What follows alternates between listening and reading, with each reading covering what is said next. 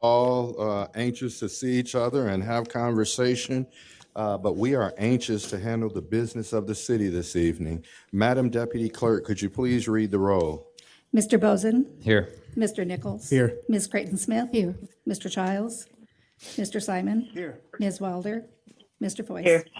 All right. There you are. I got you. So Mrs. Wilder's here. Mr. Childs did let me know that he would not be in attendance today. He is,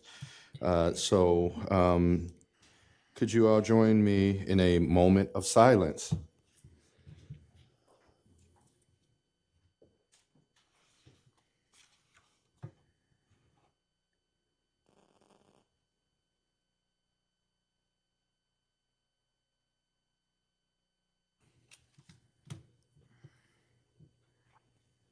All right, the pledge this evening will be led by Ward 4 Council Member, Ms. Belinda Creighton Smith. Doctor, Pastor. Please join me in the Pledge of Allegiance. I pledge allegiance to the flag of the United States of America and to the republic for which it stands, one nation, under God, indivisible, with liberty and justice for all. And veteran, Mr. Mayor, sir. I'd like to make a motion for the approval of the agenda as proposed, as well as the approval of minutes of the June 2nd, 2025 regular council session as proposed. Second. That motion has been made with the second. All in favor? Aye. Aye. Opposed? All right. It's now time for public comments. And one thing that we are going to do, we are going to make sure that we recognize the incredible gifts and talents of the youth of the city of Waterloo each month. And this time, we have a special presentation and acknowledgement. So I am going to turn it over to Councilwoman Belinda Creighton Smith. Thank you so much. Well, we have some youth here that two of them are receiving the John Lewis Award. And then all four of them were involved. We need for you to talk on the mic so we can do it. And do you want them to come up? So please come up. As I mentioned, we have two. Come on. We have. So these four individuals, all of them participated with Intercot. Come on up so everyone can see you. Two on this side, two on this side. Rob, you were coming up too, weren't you? Because Rob was a part of this, helping us get this together. So face your community. These young people have been involved and engaged in making a change in our not just city, but in our state. We have four of them that went to, was it DC? Terrence, or Washington? St. Paul? Okay, tell us about it, Elijah. Come over here with me. I haven't talked to a lot of people in a minute. Okay. We had went to St. Louis, St. Paul, and St. Paul, Minnesota. And we went and talked about our project that we had worked on, which was about transportation and hands-free driving, trying to get that into tuition here as well. That's right, and it did pass, right? So because of your work, you helped to initiate that. And then two of you are receiving the John Lewis Award. Who wants to talk about that? Come on. Come on.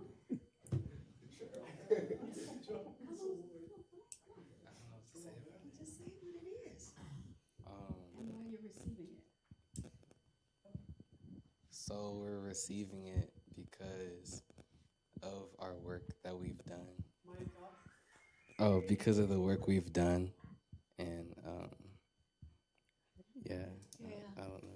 Yeah, if you're awarded the John Lewis Award, I mean that is commendable, right? Because we know John Lewis literally worked his life to bring about change. So these young people are to be commended. Community, let's thank them.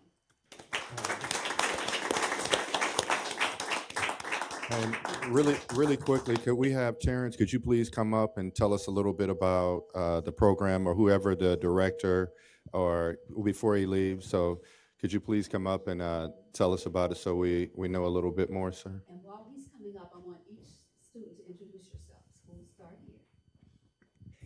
First and last name. My name is Naija Davis, What school do you go to? West High School. Okay. My name's Elijah Smith. I go to Waterloo East High. My name is Devarius Davis. I go to Expo. My name's Latrell Oliver, and I go to West High.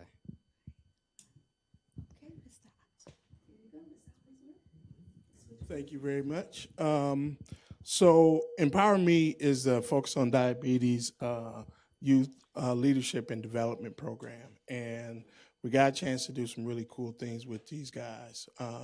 So they started off working with Intercog to do the Waterloo Mobility Challenge that talked about transportation barriers and use of public transportation. And I forgot what the last one was. But so they helped get the Waterloo Mobility Challenge done, and then they were the only Iowa team, or the only team from Iowa, that got a chance to go and facilitate a workshop at the National Service Learning Conference in St. Paul.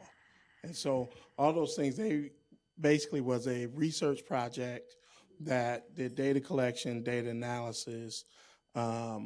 They presented their data and, did the final report. So really just we're trying to do a great job of bringing them into these leadership roles and teaching them what it's like to do a project and do it well. So Follow it through. yeah.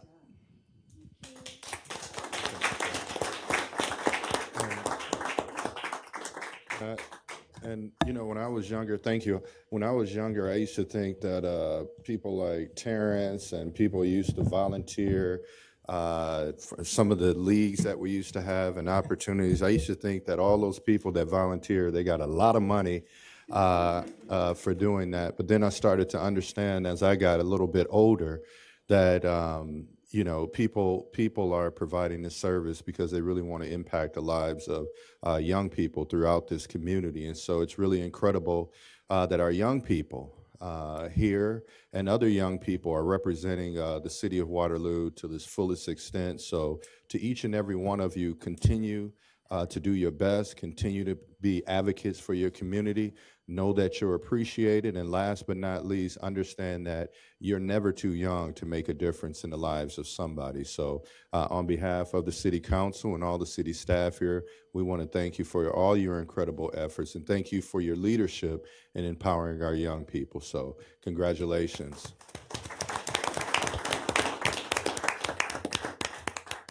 All right.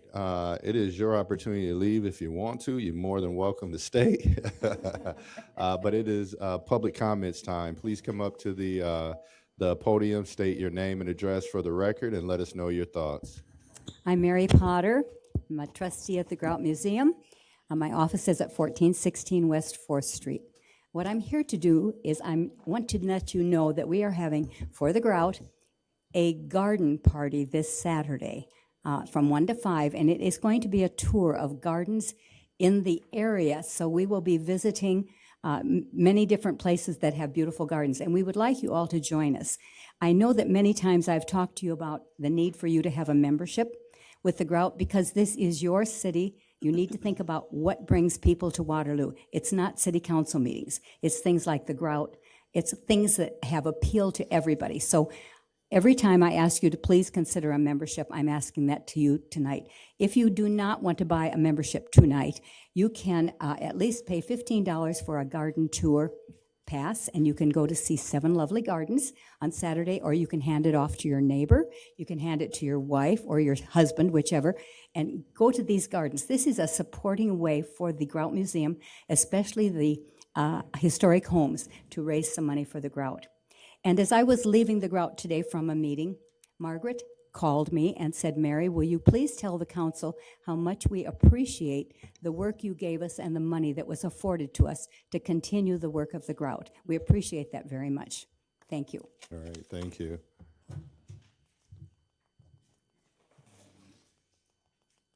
Mayor Stacy Roberts, 411 Almond Street, Waterloo.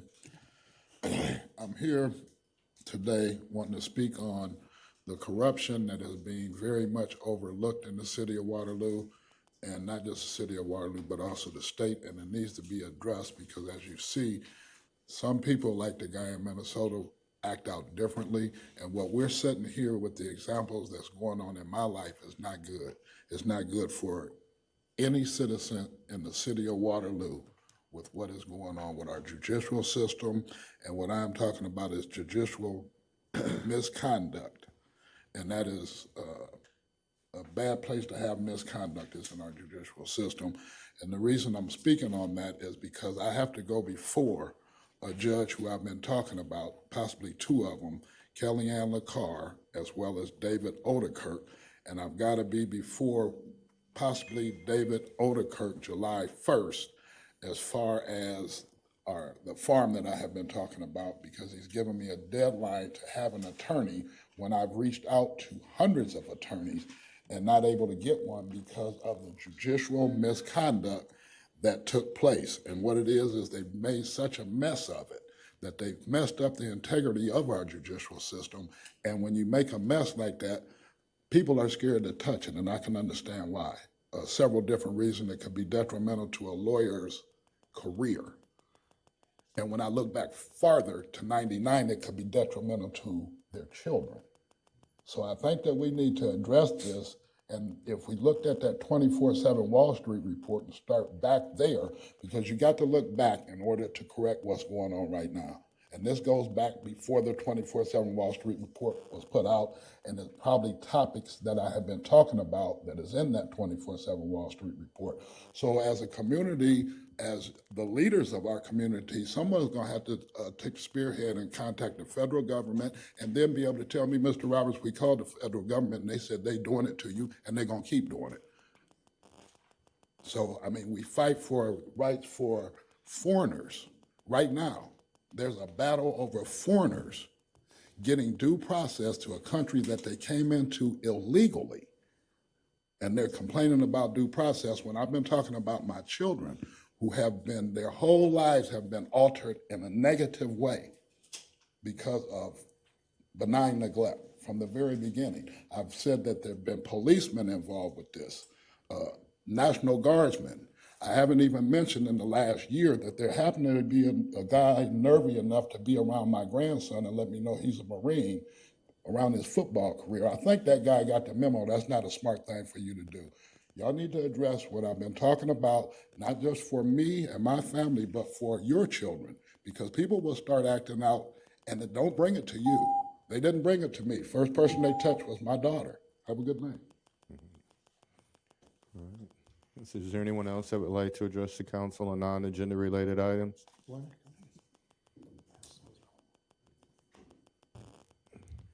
Councilwoman, next time, please let the captain get up and grab that. We don't want to get in the habit of council people running up to the audience, even though it's rich, but hey. Yes, impressionable. Rich Kurtenbach, 238 Normandy Street. Sorry. Already. Oh, sorry.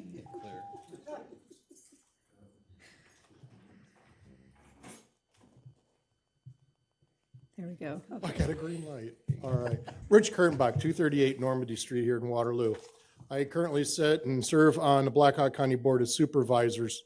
And I've been making rounds again, now serving on the board to just make itself available through city council meetings. And this one tonight, I want to bring your attention to when talking to folks and running for County Board of Supervisors, a lot of folks don't have a clue on how their property values are actually set.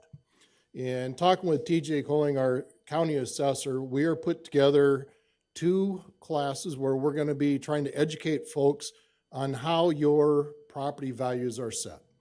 Now, what this is going to be talking about my personal property values, how things have been through the last 20 years of owning my home. And the other part is TJ talking about how the process is done, what is governing it. Some might be surprised that it's not the Board of Supervisors that make these determinations and tell them how, just jack it all up. There's actually guidelines that are involved with all this. No, they think I make them up. Yeah. So, and part of the process now for this, there's going to be 2 classes, one in Waterloo on June 24th at 5:30 at the Waterloo Library, and then on Wednesday, June 25th at the Cedar Falls Library. Seating is limited. We do ask that you RSVP for attending. In the process, what this is not just a chance to come and complain about your property taxes. I know people want to talk about that, but that's not what this is. This is the nuts and bolts and what is governed when it comes to setting your property values. And if you feel the property values are too high, what the process is in challenging that or having it reviewed. When the third part of this is very important. On the back side of the flyer, there is actually 2 new exemptions for folks, or property value exemptions. You have the homestead exemption already, it's been there, and there's been one for disabled veterans as well. Well, 2 new ones is people, homeowners of 65 and older have another exemption that they can file for. And there is another one for our military veterans that can file as well. And we'll be discussing some of that. TJ will be talking more detail on how you go about in that process. But if anyone's interested, please, you can go to the county website. I have a few flyers here tonight as well. Please pass the information along. If we fill both of these rooms up, we will look at probably doing some later on in the fall.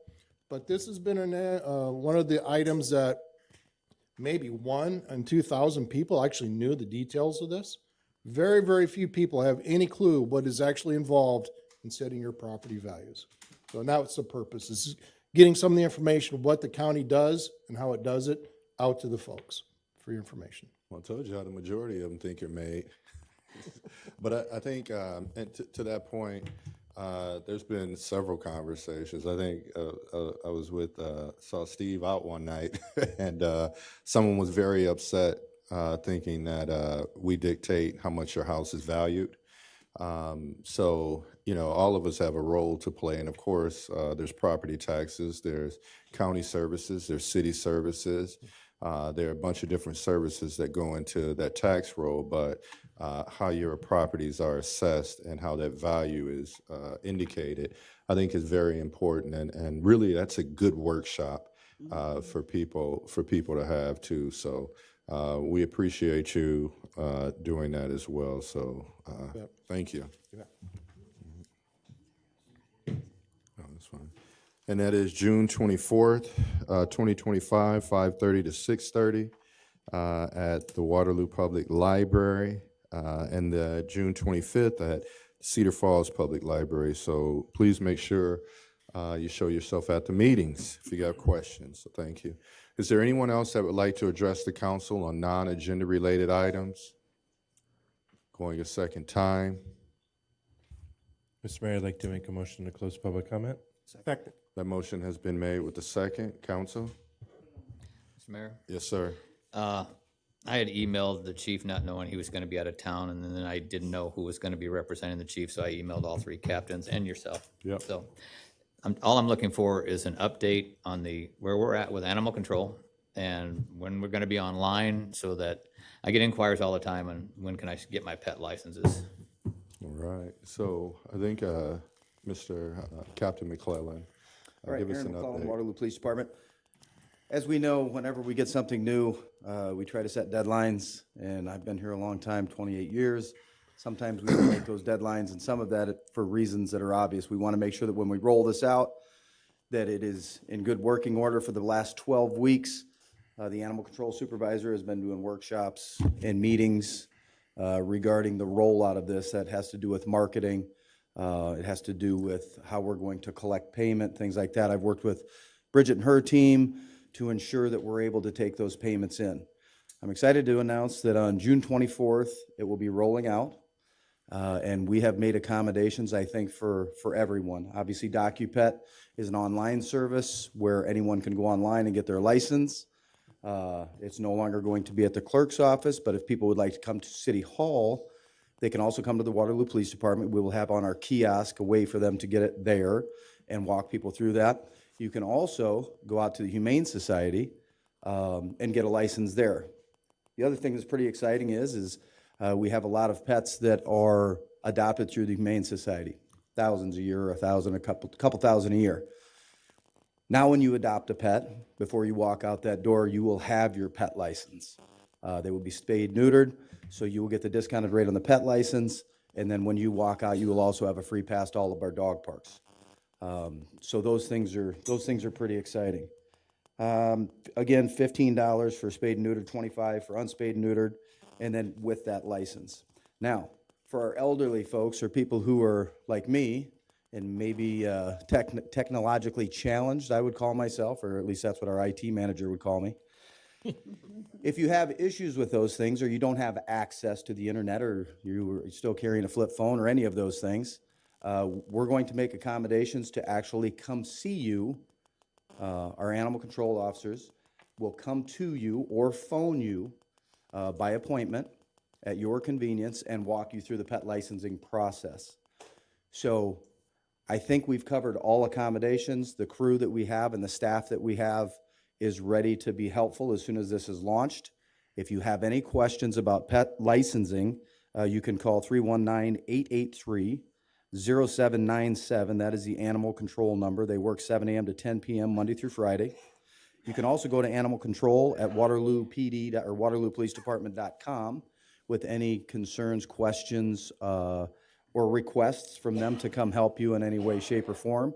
And I know that I've heard from you, Councilman, and I haven't heard from a lot of the others, but if you do have people in your wards that are having problems getting the pet licenses, or maybe they're like me and technologically a little behind the curve and they need some help, send me, if you could send myself or Jeff Tyler, the Sergeant Tyler with Animal Control, names, addresses, and phone numbers. We'll get the staff out there to help them through that process and set up an appointment for them. So hopefully that answers some of your questions. It did. So you're already on board then with all the veterinarians for filing rabies certificates? So right now they're working through that process with DocuPat, and I really didn't get into exactly that question. I can get back to you with that answer. When Jeff and I talked about it, it was more about getting it launched. Of course, there'll probably be some hiccups with the launch. We expect that whenever we do anything, but we're in a good place right now to get it going. And then obviously throughout the next year or two, as we go through this, we will move forward with more benefits, more things that people are able to do within the site. And that was a concern of mine too, because that's part of the licensing to show that they've been vaccinated for rabies. Yes. And what people should understand is that if after the 24th, when you sign up, it's not like January to January. It's the date you signed up is the day they're due again. Correct? Correct. Okay, that's all I had. Thanks for the update. That's encouraging that we're ready to roll it out. We're ready to go. We'll be collecting emails too, so that maybe we can send it out electronically to people to let them know. And obviously, as well. we will market it on our Facebook page, Yeah. the city's website, the police department's website. We'll probably throw something out on Instagram and all of the places to make sure that people know how to get a hold of us to get through that. And then there's ward meetings too. I know 3 and 4 have a ward meeting, and 1 and 2 have ward meetings also. So it may be a great opportunity to have someone come out. And then definitely need to keep working with Stephanie and community development and neighborhood services as well. And you got something scheduled with Tara coming up here very soon. Still confused. And you said the 24th? Yes. Okay. All right. Not the end of the calendar fiscal year. Okay. All right, council. All in favor? Aye. Aye. Opposed? All right, public comments closed. Mr. Mayor? Yes, I'd sir. like to make a motion to approve the consent agenda with the addition of 1A1, bills payment for Monday, June 9th, 2025, and the amount of $2,719,776.39. And for June 16th, $3,993,332.08. Second. That motion has been made with the second. Sir? I would just, if I could. Yes, sir. Items 10 and 11, I'd just like to give have an update on that. I have a couple questions because I've received some emails regarding these items. All right, so we will vote on everything but 10 and 11. We'll take those items separately. Madam Deputy Clerk? Mr. Bozen? Yes. Mr. Nichols? Yes. Ms. Creighton Smith? Yes. Mr. Simon? Yes. Ms. Wilder? yes, Mr. Foyce? Yes. All right, thank you. Mr. Mayor, Yes, sir. I'd like to adopt a resolution approving completion of project and recommendations of the acceptance of work for work performed for Peterson Contractors of Rhinebeck, Iowa, in the amount of $9,218,901.99 in conjunction with the FY '21 Shawless Road Reconstruction, Hess Road Highway 218 project, contract number 1020, and receive and file a 2-year maintenance bond. And number 11 is a motion to approve a final quantity summary with Aspro of Waterloo, Iowa, for a net increase of $903,134.87 in conjunction with the FY 2024 Asphalt Overlay Program, contract number 1099, and authorizing the mayor to execute said document. Second. That motion has been made with the second. Mr. Bozen? I had sent Mr. Knutson an email Friday morning on number 10, and my question on that was, we're approving completion of this, and I see we have a 2-year maintenance bond, but we've got some trail work, and I wondered if that was associated with it, or is that a separate contract? Because DC Construction was out and did redo the approaches at the water park and the casino, but yet between the theme park and the casino, we've got 4 cones on the bike trail, and we've had a large section that is sunk. So curious on when that's gonna be repaired. All right, and then 11. 11. Same thing. The 11 one was and one of the emails I received today was because of this, the net increase of 903,000 is kind of a hefty increase. And if we could just get an explanation on what that increase was for. All right, Mr. Knudsen. So for number 10, the trail repair, that is to be accomplished by Mid-American Energy when they relocated the gas main. Those 2 panels there on the trail need to be repaired by Mid-American because it's failed where they relocated their gas main. They know about it. It's just a matter of them getting their contractor in to get it repaired. So that's not Peterson. So it has nothing to do with our contract. No, that's Perfect. strictly on Mid-American. But no timeline on when it's going to be repaired. Other than we know that they know about it, and they said they're working to get their contractor in there to do it. So I would assume at some point this summer, but they haven't given me an exact date. Okay. It's sunk quite a bit. Yes, it has. And so that's not Peters nor DC Nope. Construction. Nope, this is nothing regarding us. This is strictly Mid-Americans, yes. And the change, or the increase? So I agree, that's a hefty change order. Probably 2/3 of it was related to Franklin Street. When we milled that asphalt off, it was a lot worse than we expected, especially the piece from, generally speaking, from 7th down around the curve past 11th Street. When you got further out going towards Evansdale, then it got a little bit better on us. But that was, a lot of it was to do the patching underneath it, just to make sure, again, dollars are limited. We'd love to reconstruct it, but it's still probably 10 to 15 years out before it'll be reconstructed.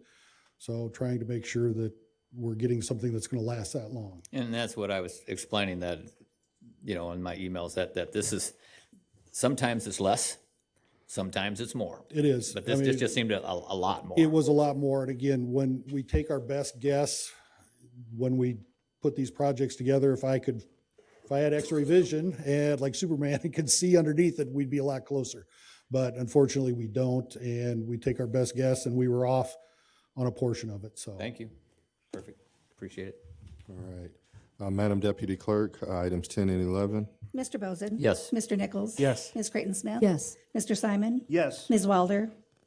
yes, Mr. Foyce? Yes. All right, thank you. All right, we have some board appointments, mostly renewals for our airport board. And our Met Transit Board, we have another renewal. And we also have Miss Jessica Rucker, our Main Street Director for the Metropolitan Transit Authority Board. We know that you are in the audience, and we thank you so much for your service to every board and committee in the world, but specifically this one right here. So we appreciate your efforts. And then Mr. Todd Deerfield, if you stand up, sir. Mr. Todd had some big shoes to fill, but he is filling those shoes, has done a great job. He is being promoted to Leisure Services Director, and so it was heavy lifting then, it's heavy lifting now, But we know you got broad shoulders, and you'll continue moving our leisure services forward into the future. So we want to thank you so much for stepping up to the challenge, and we look forward to greater partnerships and working with you. And congratulations the other day on the Burns ribbon cutting as well. So thank you.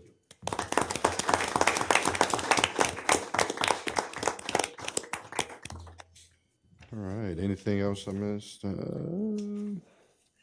All right, let's go to item number 1. Mr. Mayor, Sir. I'd like to make a motion to receive and file proof of publication, notice of public hearing for the FY 26-28 funding recommendation home consortium consolidated plan annual action plan with community development. Second. That motion has been made with the second. All in favor? Aye. Opposed? The hearing is now open. Is there anyone that would like to speak to the consolidated plans? Yes, sir. David Dryer, 3145 West 4th Street. Does any of this funding come from TIF? I am assuming that some of this has got to be in the TIF area. All federal funding. All federal funding. Yep, every year, community development works on their strategic plan. So this is just them putting out their plans over the course of the next couple years. So, Thank you. all right, thank you, sir. Rudy, if I didn't express the interest of your, let me know, right? Normally, I don't normally take over. I let you guys get your TV time. But any other questions, Mr. Mayor, sir? motion to close the hearing, receive and file any oral and written comments. Second. That motion has been made with the second. All in favor? Aye. Opposed? Hearing closed. Mr. Mayor. Sir? I'd like to adopt a resolution approving FY 26-28 funding recommendation home consortium consolidated plan annual action plan with community development of Waterloo, Iowa, and authorizing the mayor and city clerk to execute said document. Second. That motion has been made with the second. Council? Madam Deputy Clerk? Mr. Bozen? Yes. Mr. Nichols? Yes. Ms. Creighton Smith? Yes. Mr. Simon? Yes. Ms. Wilder? Yes. Mr. Voice? Yes. All right, thank you. Mayor. Sir? I'd like to adopt a resolution approving submission of the FY 26 annual action plan to the U.S. Department of Housing and Urban Development on or about July 9th, 2025. Second. That motion has been made with the second. Madam Deputy Clerk? Mr. Bozen? Yes. Mr. Nichols? Yes. Ms. Creighton Smith? Yes. Mr. Simon? Yes. Ms. Wilder? Yes. Mr. Voice? Yes. All right, thank you. And thank you, Mr. Jones, and your incredible talented staff for all your efforts. Number 2, please. Mayor, Sir? I'd like to make a motion to receive and file proof of publication of notice of public hearing. That's for the request by the Architects Partnerships LTD on behalf of Chase Bank for a site plan amendment to change a building from a restaurant to a bank in the S1 Shopping Center District located at 2009 Crossroads Boulevard. That motion has been made with the second. All in favor? Aye. Opposed? The hearing is now open. Is there anyone that would like to speak to a restaurant to a bank? David Dryer, 3145 West 4th Street. Over the past bit, I've seen more banks and medical centers being built than we have, like, complexes that bring workers to town who want to buy houses, who want to live here, who pay taxes. It just seems like we seem to be more interested in banks, medical centers, and coffee shops. I agree, they're stepping forward, but do they employ the number of people that will help us on our tax rolls? We need industry and small business or small manufacturing here. We don't see a whole lot of that coming. At least it's not published that we've seen that coming. Thank you. All right, thank you. I forgot about International Paper, and they're $260 million. Well, now they're $260 million more here. Thank you. Yeah, we don't. That's up to Chase. All right. Any other questions or comments, Mr. Mayor, sir? I'd like to make a motion to close the public hearing and receive and file oral and written comments and recommendation of approval of the Planning, Programming, and Zoning Commission. Second. That motion has been made with second. All in favor? Aye. Opposed? The hearing is now closed. Mr. Mayor, Sir? I'd like to make a motion to receive and file and consider and pass for the first time an ordinance amendment to the ordinance number 5079 as amendment City of Waterloo zoning ordinance by amending the official zoning map referred to in section 10-4-4, approving a site plan amendment request by the Architects Partnership LTD on behalf of Chase Bank for a site plan amendment to change the building from a restaurant to a bank in the S1 Shopping Center District located at 2009 Crossroads Boulevard, subject to the condition that the sidewalk be installed along Sears Street and easements dedicated if it is decided to place the sidewalks partially on private property. Second. That motion has been made with the second. Counsel? Mr. Mayor, Sir? I spoke to this at the planning and zoning meeting. Complete Streets wanted that sidewalk on Sears. They wanted a sidewalk on Crossroads Boulevard. It couldn't go on Crossroads Boulevard because of the water retention detention area that's going to be next to Crossroads Boulevard. It's a sidewalk to nowhere. And that's where I have an issue, because it doesn't connect to anything. And we don't have sidewalks around Crossroads, and maybe in the road and down the future when Crossroads is developed, there'll be sidewalks. But if you look across the street, the sidewalk comes off of San Martin, and then there's a giant bush and a hill that the sidewalk ends because there's landscaping and that. And we didn't require Mr. Allen on his property to put sidewalks, along the new street. I'm dead set against the requirement of this sidewalk. Nothing against the Complete Streets Committee, but I requiring a developer to put a sidewalk to nowhere, and it meets no necessity right now, in my opinion. Right. So one of the things we did discuss, Noel, if you want to come up and add some comment, one of the things that we discussed about the geographic location and the opportunity we have in this particular area that a lot of other malls or commercial areas may not have is we get the opportunity to recreate how we want this area to look. We have the opportunity to take a look at the casino and take a look at the water park, take a look at the theme park, take a look at the campground, and then make sure that whatever we do in that area in and around the mall portions of it, and that was one of the concepts they provided, was to make it walkable, bikeable. And so that is the vision for this area. So, but you're definitely right with the sidewalk to nowhere now, but the hope is that our area will be different than other mall areas or commercial areas, in that we have connectivity on feet and through different modes of transportation. But Mr. Anderson, you want to talk a little bit about this? Yeah, Noel Anderson, Community Planning Development Director. So you kind of touched on a lot of it, Mayor. I mean, with the LaPorte Road project, we're obviously adding a trail segment on that. We added one on University, which was missing one when we did the reconstruction of that corridor. This particular area, obviously we have San Martin, which is a major roadway connection that does not have sidewalks or trails along it, so we'll look at that in the future. Sears Street particularly leads straight to the Crossroads Mall, 50-acre site inside the Crossroads Boulevard Circle.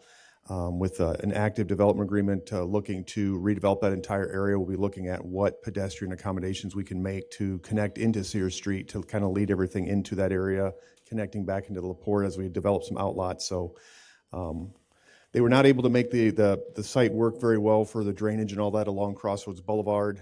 So as we look at Crossroads Boulevard in particular, which does not have sidewalks along that, we'll probably put it on the interior side of Crossroads Boulevard as we look at pedestrian improvements. But for the most part, we try to do it project by project when we need to try and start to make those sidewalk connections. I think to one of the things though, I don't vote, I am in favor, but I think to Mr. Bozen's point, we need to take a look.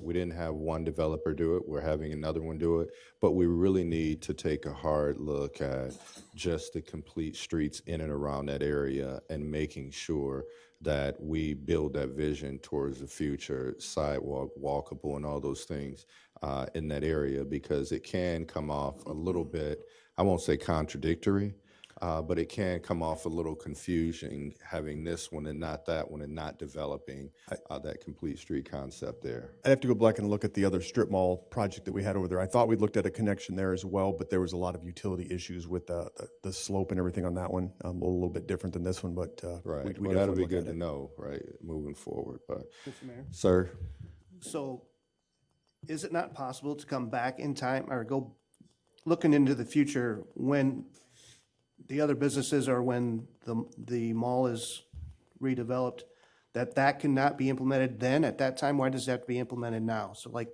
Mr. Boson said, it's a sidewalk to nowhere. Wouldn't it make more sense to make the businesses do it all simultaneously?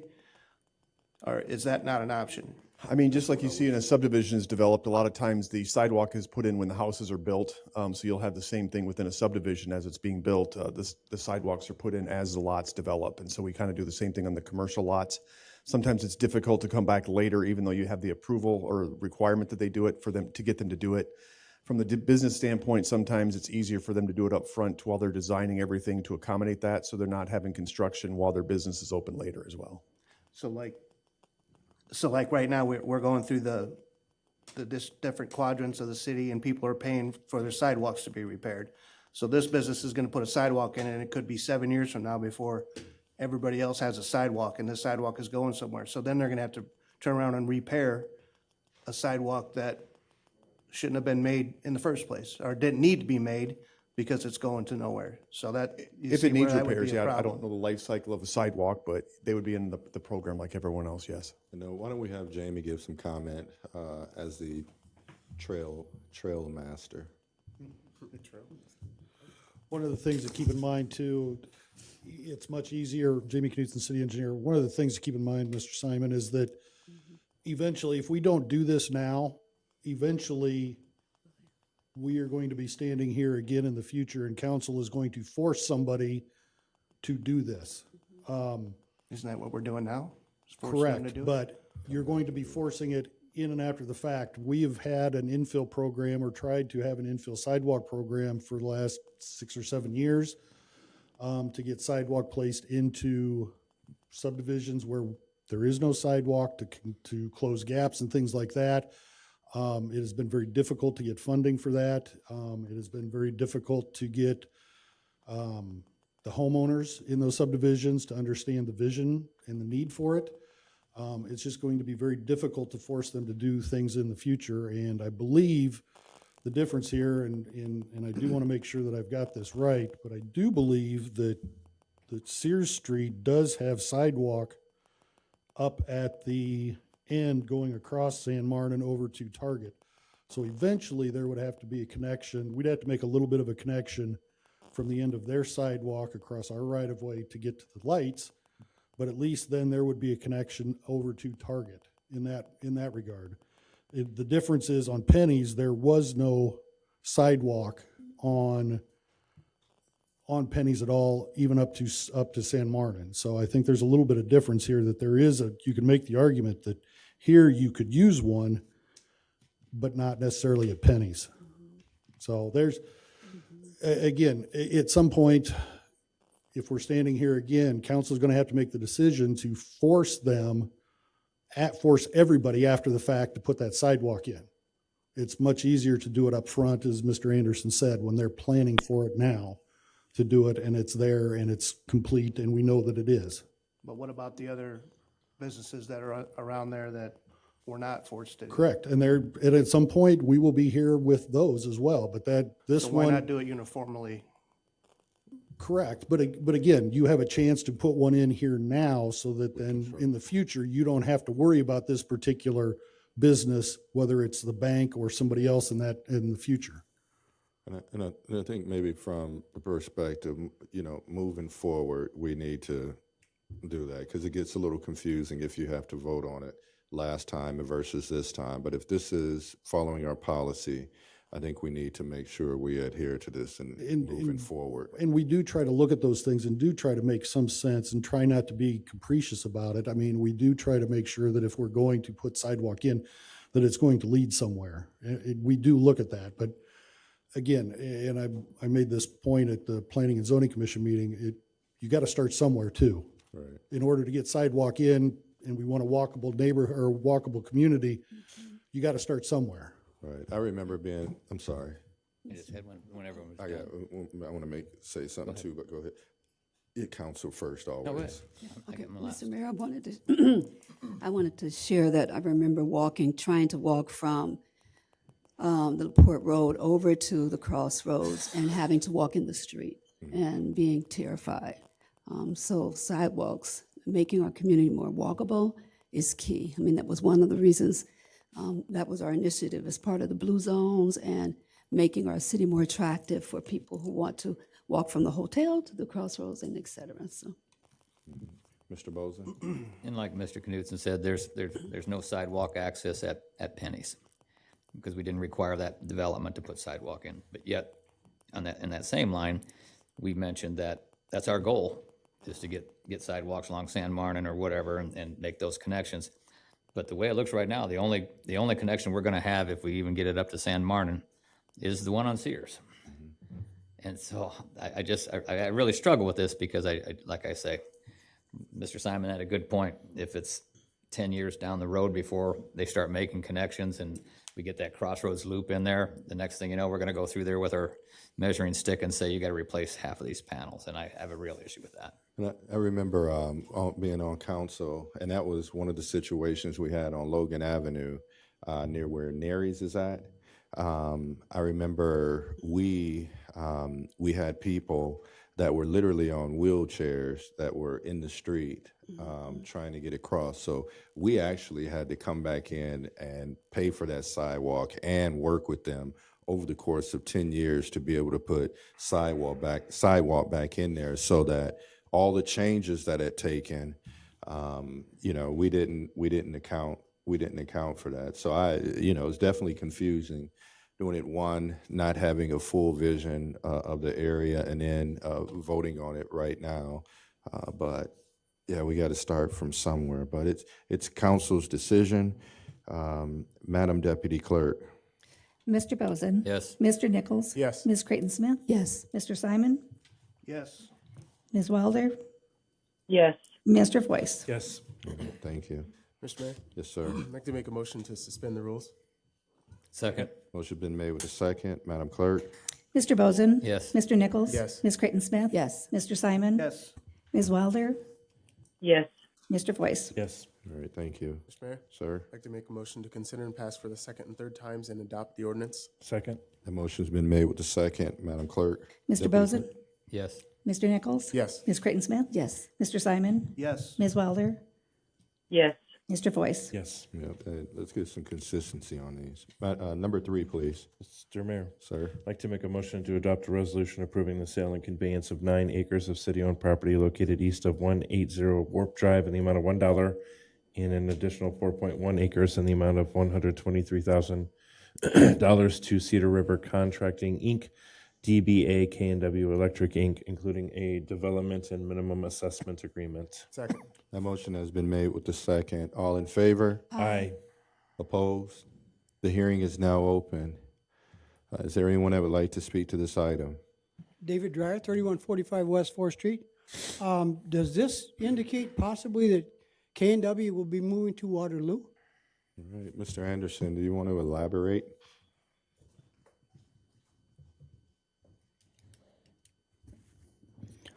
Noel Anderson, Community Planning and Development Director. K&W has a current site in Cedar Falls, which they will maintain, but they are landlocked at that location, so they'll be expanding in Waterloo to expand their operations. All right, thank you. Any other questions on this item? Mr. Mayor, I'd like to make a motion to close the hearing and receive and file oral comments. Second. That motion has been made with second. All in favor? Aye. Opposed? The hearing is now closed. Mr. Mayor, I'd like to make a motion to adopt a resolution approving the sale and conveyance of 9 acres of city-owned property located east of 180 Warp Drive to Cedar River Contracting Incorporated in the amount of $1 and an additional 4.1 acres in the amount of $123,000 and authorizing the mayor and city clerk to execute said documents. Second. That motion has been made with the second. Council? Madam Deputy Clerk? Mr. Bozen? Yes. Mr. Nichols? Yes. Ms. Creighton Smith? Yes. Mr. Simon? Yes. Ms. Wilder? Yes. Mr. Voice? Yes. All right, thank you. Mr. Mayor, I'd like to make a motion to adopt a resolution approving a development and minimum assessment agreement with Cedar River Contracting with a minimum assessed value of $3 million and authorizing the mayor and city clerk to execute said document. Second. That motion has been made with the second. Madam Deputy Clerk? Mr. Bozen? Yes. Mr. Nichols? Yes. Ms. Creighton Smith? Yes. Mr. Simon? Yes. Ms. Wilder? Yes. Mr. Voice? Yes. All right, thank you so much. Number 4, please. Mayor, Sir? make a motion to receive, file, approve publication, notice public hearing, a sale and conveyance of 7.57 acres of city-owned property located north of 4050 Leversey Road, including a development and minimum assessment agreement. Second. That motion has been made with the second. All in favor? Aye. Opposed? The hearing is now open.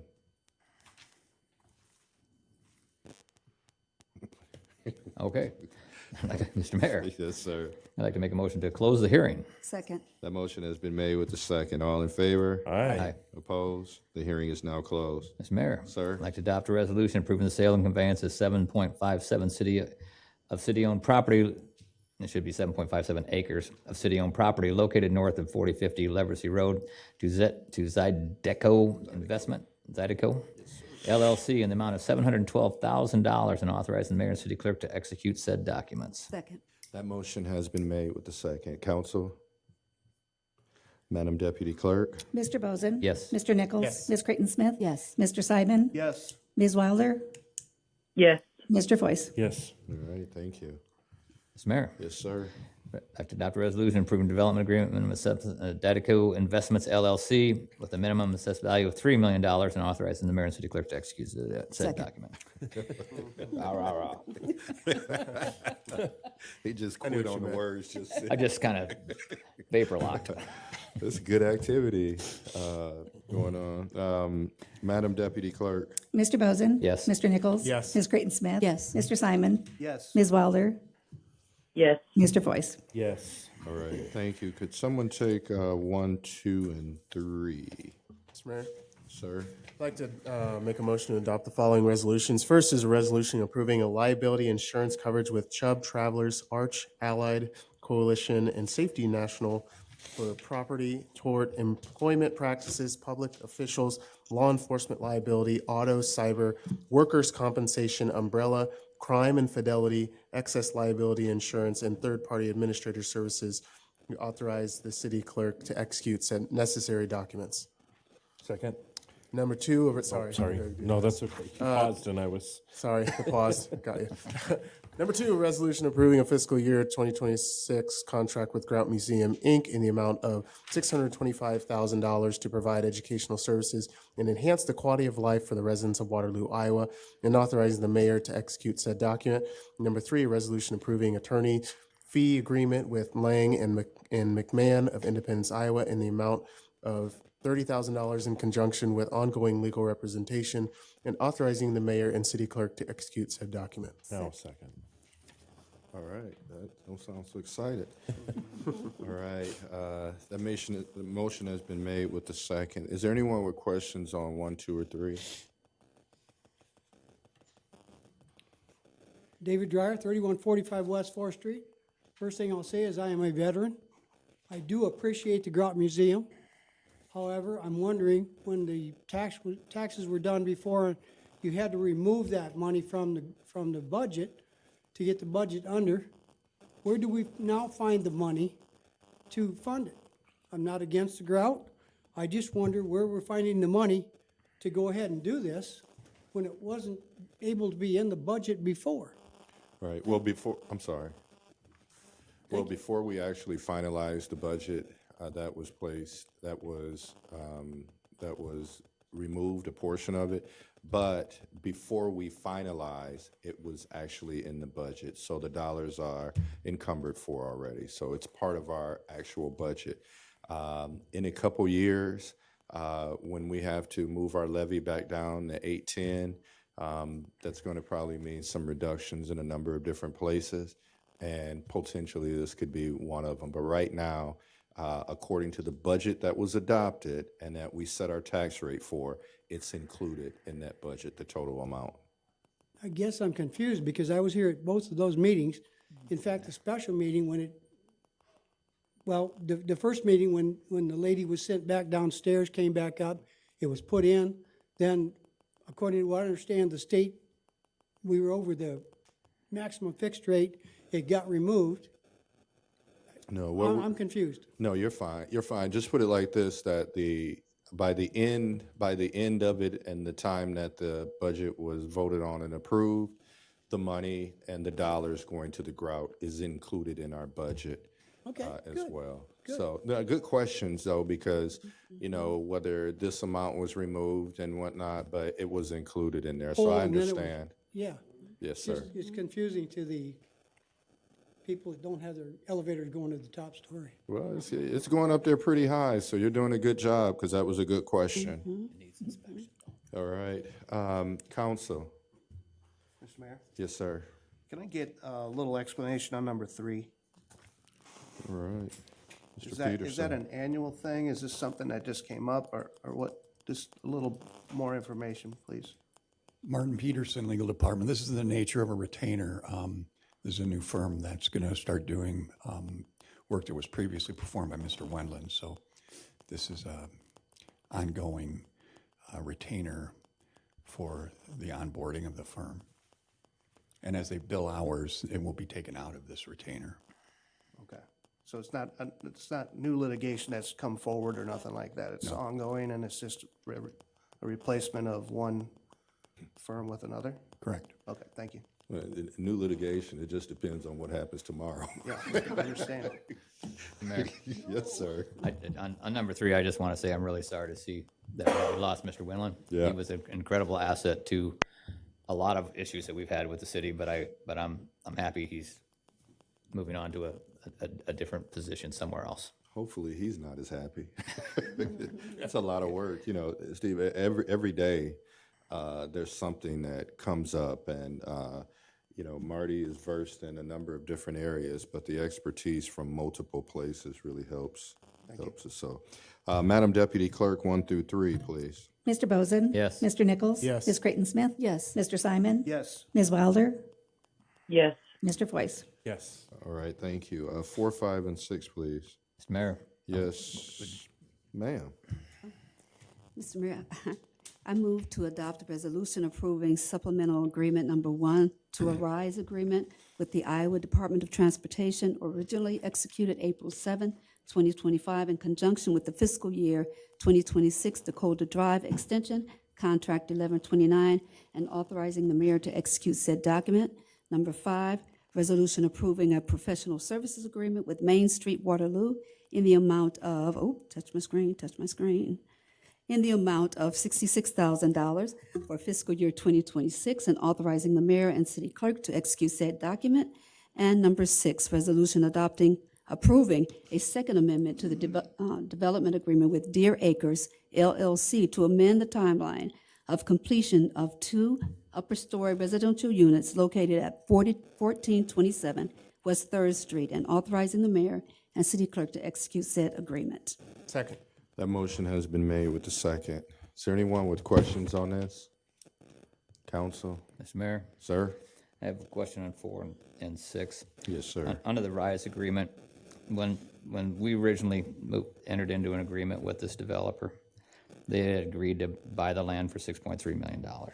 Then the numbers didn't work, and then we gave them $6.3 million worth of land for $1. They were supposed to put the road and infrastructure in, and we were supposed to, tax abatements were going to be based on their investment on roads and infrastructure, and now we're doing it. And I have no problem using RISE money, but we're going to have to come up with 20% of that RISE money. I believe it's 80-20 split. But I'm going to have a hard time when these development agreements come up authorizing any type of tax abatements if the tax abatements were based on them doing all of this work and the inclusion of the $6.3 million on top of the road work. I'm going to move forward with it, but I'm really going to have difficulty in the future when these projects come up. And that's not a question, but on number 6, I need a question from Noel on where they're at with this, because I'm going to have a hard time supporting this if they're not almost done, and I'll tell you why. Because this came before us in April of 2020. I was fresh on the council when this original development agreement came up, and now, you know, it's June of 25, and we've got, where are we at? Because every time I drive by there, I see no progress, and this frustrates me, and are we, in our in Noel's office, are we doing our due diligence on following up with these developers, and where are you guys at? Any problems that you're having, what can we do as a city to move this forward? But yet now, we are 5 years and 3 months down the road, and now we're back to give them an extension. Mr. Anderson. Dang it. Noel Anderson, Community Planning Development Director. So the Deer Creek, or the Deer, development agreement, Deer Acres, was a state of Iowa Catalyst Grant awardee. As a part of that, the city of Waterloo entered into a development agreement to provide the local match that met our infill program requirements. She has definitely been struggling to move through to get it done. The state of Iowa, I don't have the number of exactly they awarded her for the Catalyst Grant, but there's $40,000 remaining in that. It was amended to go down to 2 units that she's redeveloping, so our infill match is $5,000 per unit. We are authorized by the state to award her $20,000, so half of the $40,000 remaining, because she has one of the 2 units done. And then we will give the infill portion for that 1 unit, which leaves basically $25,000 remaining. In meeting with her, which we have been doing throughout the program, she says she has about $30,000 worth of work on the 2nd unit to get it done. And obviously, if she gets it done, she'd get the remaining $25,000 in incentives through the state and city funds. So she should have the ability to, she has 1 unit done, she should have the ability to get the 2nd unit done, but she does not have it done yet, so she's asking for the extension. But my question, I'm sorry. No, I was just going to say, it'd be great for council to have an update from the developer directly to the council on this length of time. So if you can have the developer put something together to send out to council members to give them an update, that would be appreciated. Mr. Bozen. So on top of the infill development money, did I hear you correctly that that we're going to also throw in another 20,000? The state funds. The state. State funds. That's not city funds. That's It made not it sound city like it funds. was- No. The state sent us the funds, so we have them in a account to award to her when it's done. Okay. And the deadline is what, December? The existing deadline? No, or the new one. The new one, yes. I believe that's correct. And what happens when it goes past that?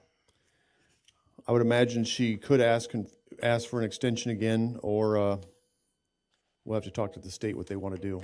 At this point, the state's been fine with the extension. Because we have a number of these things that don't follow through.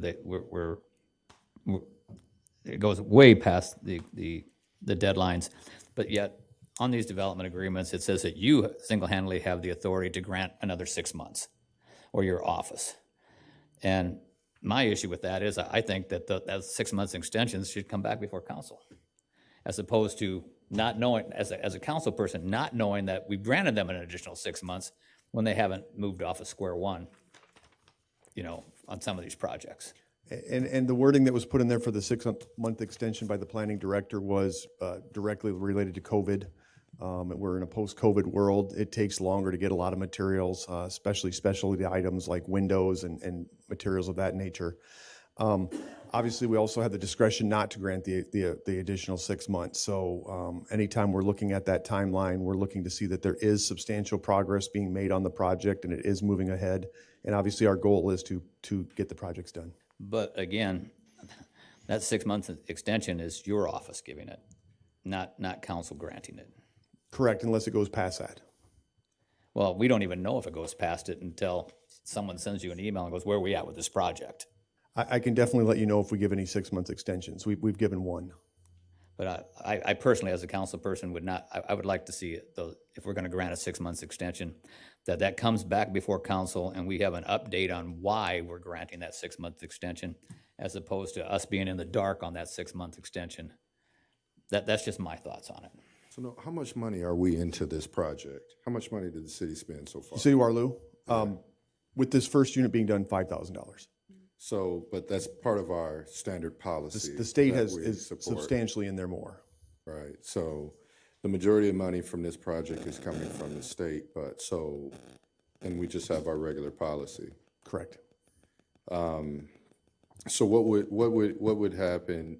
So if we don't, if there's no support, what happens to this project? I mean, if the amendment's not approved, I would, we'll have to ask the developer. I would imagine she'll have to look at the idea that she would not finish the second unit. I think maybe one thing that would help on these is an update by the developer. Hey, I'm already into the first floor.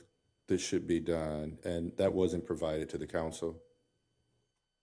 It was not. No, we'll get you that. So, you know, folks are saying these things on here a little bit blindly. So it'd be great to have some level of communication that goes out to people to tell them, this is where I'm at with this project. It's good that you said they've completed one, but we need to figure out what the plans are instead of things just hanging around and lingering. The project being completed is more beneficial to us in the tax base and to meet those needs, but it would be nice to have some communication by the developer on where they're at so that you don't have to stand up here and tell us, but. Okay, so we'll get an update from her. First floor done? Is the first floor completed, the commercial? That was not part of the project. No, not that I'm aware It of. looks like it's abandoned on the first floor. The project through the state, again, which we entered into for our regular infill program, was for the residential units above only. And that's it, okay. All right. We normally have go back, but yes, Mrs. Potter, please come up and state your name and address for the record. Mary Potter, office 1416 West 4th Street. This is a house right behind my office. There is nothing being done. I go by there every single day. We have people lounging around on the sidewalks. There's graffiti on the building. The building has had no progress. And as I understand it, this woman, what she wants is she wants to keep getting funded, and nothing takes place. Originally, I thought it was to take care of T&K downstairs and to restore this as a historic development. There has not been one thing downstairs. I personally think you're throwing your money away. I just feel this is wrong to keep funding this because we've heard over the years, oh, there's going to be more funding. Oh, there's going to be more funding. I don't think COVID had a thing to do with this. She may say it did. I don't think it had a thing to do. Other things in our neighborhood were progressing. This place is a dump. It's getting worse, and there's nothing happening to it. So I really respectfully say that I think you people need to strongly consider this. Well, part of the problem is that I just mentioned is the fact that the person is not here to speak on their own behalf. I'm sure. Yes, I understand. Nor has given any information. Correct. We do have confirmation that one of the units, which we were in agreement with, is completed. There's a second unit that needs to be worked on, and if that person completes that unit, we have a policy in place, an infill policy. Number two, Mr. Bozen had mentioned and no confirmed or whatever it was that the $40,000 or whatever it is from a state grant, that's still all of our tax dollars, but the person has to meet some obligations. We will, but what I would like to see is an update from the developer. Yeah, on a the true status. update. Yeah. I go by there and I do not see an apartment that's completed. Appreciate you. Thank I you. have one more question. Yes, sir. Real quick. Just for Mr. Anderson, so they say one of the units is done. Have we viewed that unit and confirmed that it's done? Or she just says it's done? Noel Anderson, Community Planning Development Director. No, the building inspectors have been out there, and the rental registration inspector has been out there. Okay. Thank you. Madam Deputy Clerk. Mr. Bozen, Yes, 4 and 5, no 6. Mr. Nichols, Yes. Ms. Creighton-Smith, Yes. Mr. Simon, Yes on 4 and 5, no on 6. Ms. Wilder, Yes. Mr. Foyce. Yes. All right, thank you. Could someone take 7, 8, and 9, please? Mr. Mayor, Sir? I'd like to adopt a resolution approving amendment number 1, professional service agreement with Envision Architecture dated January 20th, 2025, in the amount of $10,000 to add additional services for Raker Roads to provide structural assessment of the Regions Bank building, authorizing the mayor to execute said document. Number 9 is adopting a resolution of professional service agreement with AECom Technical Services in the amount not to exceed $30,000 to perform on-call planning and engineering service for Waterloo Regional Airport and authorizing the mayor to execute said documents. Number 9 is a resolution supporting application of Iowa Heartland Habitat for Humanity for the Iowa Workforce Housing Tax Credit Program to construct 6 new dwellings with 4 located at 624 to 626 West Park Avenue and 2 at 516 Pine Street, and authorizing the mayor to execute said document. Second. That motion has been made with the second. Any questions on 7, 8, or 9? Madam Deputy, Mr. Bozen? 7, I'd like an update on this from Noel if possible. And number 8, I'd like to know what on-call planning and engineering services is. All right, Mr. Anderson? Noel Anderson, Community Planning Development Director. For number 7, so as a part of our work with Envision Architects for the Courier Building, we needed to have a structural engineer come into town since there were none here local to look at that building. Basically, when we have the police department in a building, we have to have structural enhancement to that to meet the building code in case of a natural disaster such as a tornado. Around that same time, we also had an email noting that the Regions Bank building was for sale. Looking at, we knew that one had a full basement and some more concrete structural. Couple of council people were interested in looking at that building. So while we had the structural engineer in town, we asked for them to go ahead and look at a structural assessment of the Regions Bank building to see if that would be needed as an alternative to meeting some of the structural requirements for basically a kind of a safety emergency operating center in case of a tornado or something to the Courier Building. So it was a lot cheaper to do it while the structural engineer was here already, and we just had him swing over and look at the building plans for that. So it's already been done. Correct. So it's coming after, we're asked to pay for something prior or after the work's been done, as opposed to coming before. Correct. To get the savings in having a structural engineer evaluate it, we had to move pretty quickly. So what did he decide about the Courier Building? He did come up with a plan for, and we're evaluating that right now, for how we can structurally enhance the Courier Building for the police department to be in there for the new city hall. And now we have data on the reuse of the Regions Bank building, which we are talking to the developer about that. I'm just concerned that the original cost estimates for the Courier Building were like $5 million for construction costs, $1.35 million for soft costs, and then the $6.2 million for the swap with Mr. Blackwell. What I don't want to see is this to turn into how the convention center was every time we're coming back for more, because I don't think we're going to do this for $5 million, the way it's set up right now. If we've got to go in there and modify basic structure in order to put the police department in that building, when it's going to occupy, what, 1 3/4 floors of the 3 stories? Probably one and a third floors. 1 1/3. Okay, I thought it was more than that. Yeah. I'm just worried, sir, that this is just, we're pushing $500,000 in engineering or architectural fees. I don't even know if the plans are done, because we're dealing with maybe changing the structure for the police department. I forget how they set it up. We basically got the conceptual floor plans laid out for all the departments, starting with the police department since they were the largest, and then we went to the other departments. So we've got that done. We'll now be moving as we evaluate the structural engineer numbers and meeting, probably getting a tour for council to see the new building soon, but also going over the numbers as they move to basically specification documents to bid it out. Okay. Mr. Mayor, Yes, sir. if Dave's done, I'm sorry. I'm done, sir. Thank you. Sir.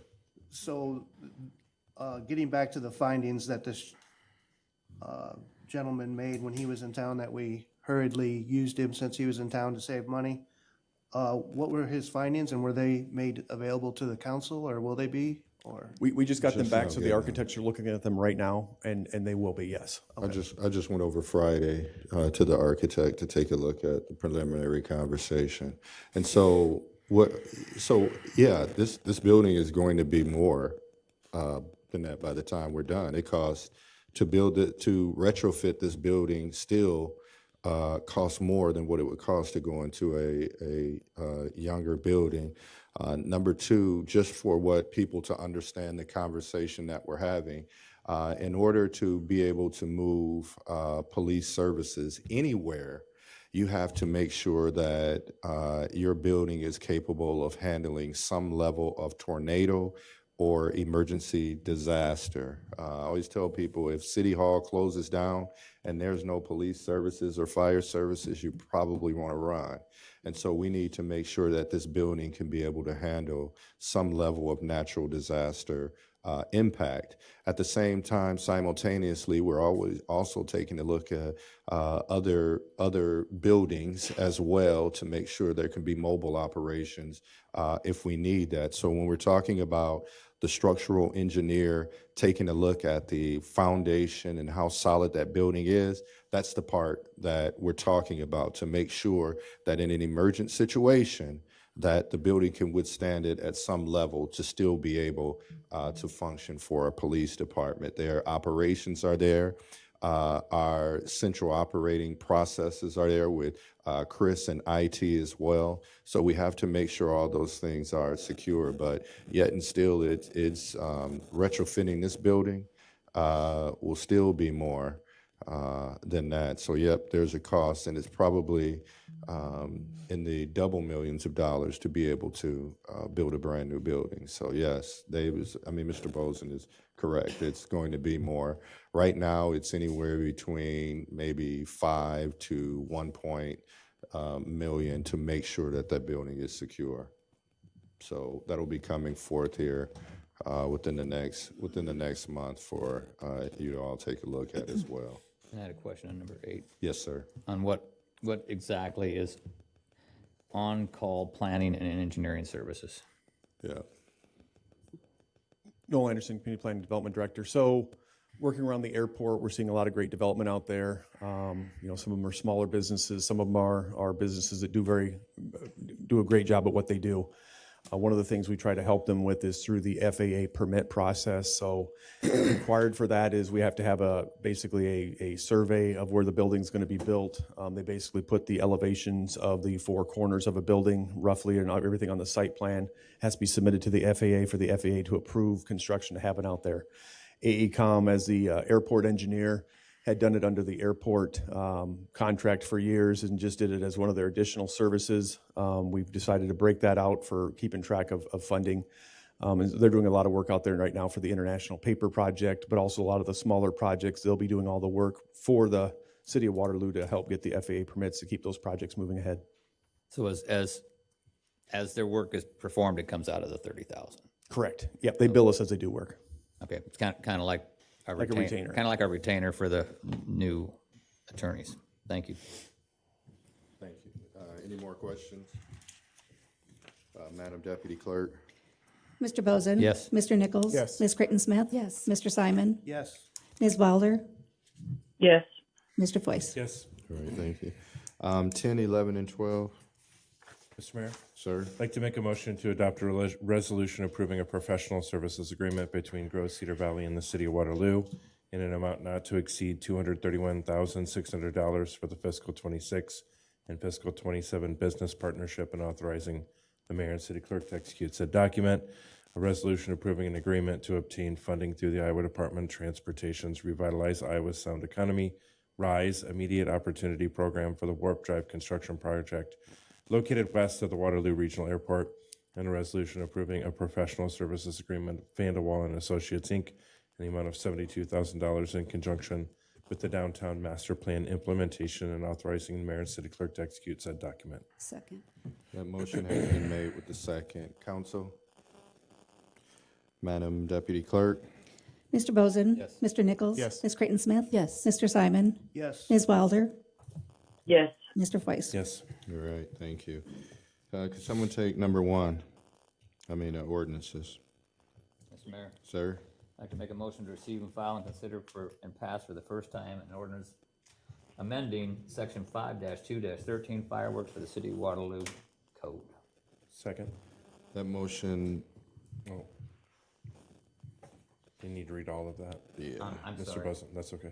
City of Waterloo Code of Ordinances and repealing Title V Police Regulations, Chapter 2, General Offenses, Fireworks, Section 13 Fireworks, subsection B1 and B3, and enacting in lieu thereof a new subsection B1 and B3 of Title V Police Regulations, Chapter 2, General Offenses, Section 13 Fireworks. Second. Motion been made. Mouthful. Dave, I was looking for your motion. That's a mouthful, sir. I was looking at the motion like, where is that at? I don't know, just trying to streamline it as the night goes on. See, now he wants to be technical next to me. Sorry. Well, thank you Sorry. for pointing that out. Sorry. Questions, anyone? Just my only one question, that this is just for the 3rd and 4th. Correct. Thank you.